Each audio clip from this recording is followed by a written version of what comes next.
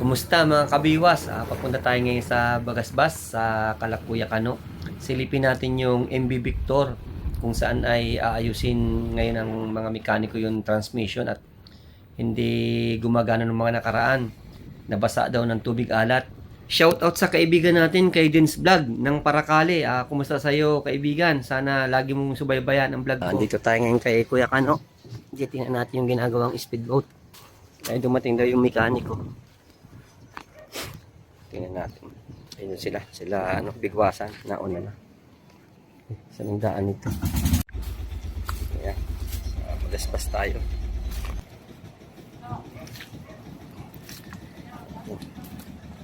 Sitwasyon. Ayan, mga kabiwas. Si bigwasan. Sisirain na naman. Di na nga makalaot. Makalmada na pati. Sabado, pwede na. Nakuha na yung transmission? Nandiyan na? Siya na yan. Basa na uli.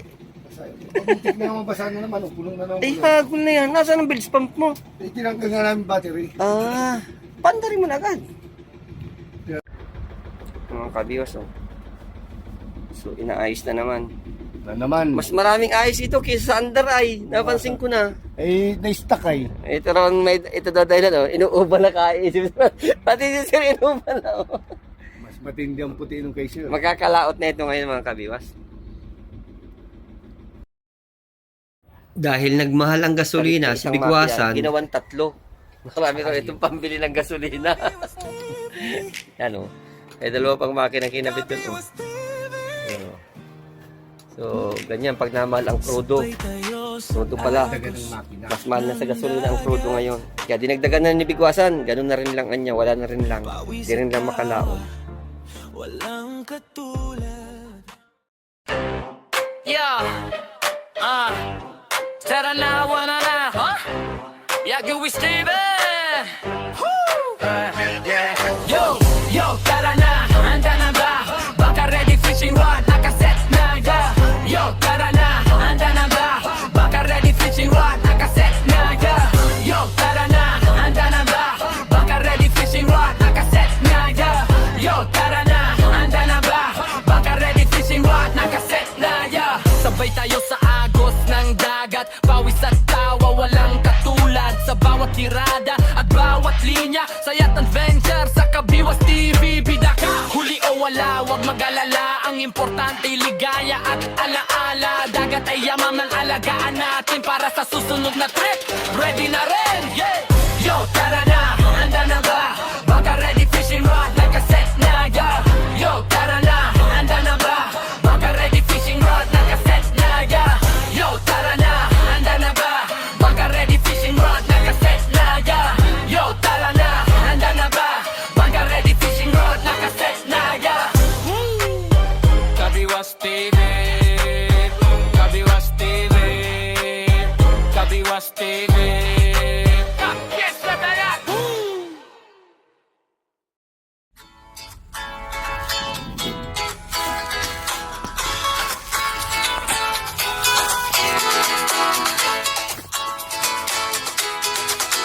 Tayo na sa dagat, gamit ay ilatag.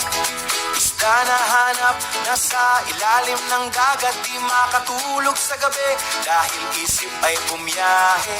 Kawil na inayos, kaya di inaantok. Kawil na inayos, kaya di inaantok. Pagdating sa umaga, excited sa saya. Kaso mukhang turnada, bangka ay pumapalya. Ayon umandar na tuloy na ang saya. Habang lumalayag, kaliwat kanan ng suka. Pero nang may kumagat, na bigla nang sumaya. Hilo at pagsusuka, bigla-biglang nawala. At nang makita na butiking dagat lang pala. Tuloy na uli ang hilo at suka. Tuloy na uli ang hilo at suka. Ganyan si Bigwasan TV noong nagsisi. Nagsimula ang saya sa dagat na masaya. Sama-sama tayo sa ilalim ng araw. Hangin sa mukha, damang-dama ang saya. Isda sa paligid, naglalaro sa tubig.